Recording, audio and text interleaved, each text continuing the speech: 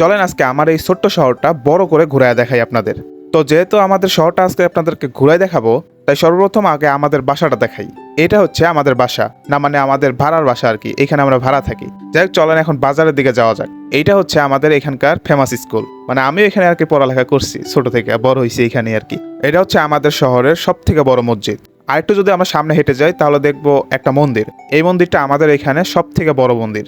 তারপর যদি বাজার দেখাই আপনাদেরকে, তাহলে হচ্ছে এটা আমাদের হচ্ছে কাঁচা বাজার, আর এর উপরে হচ্ছে মাছের বাজার।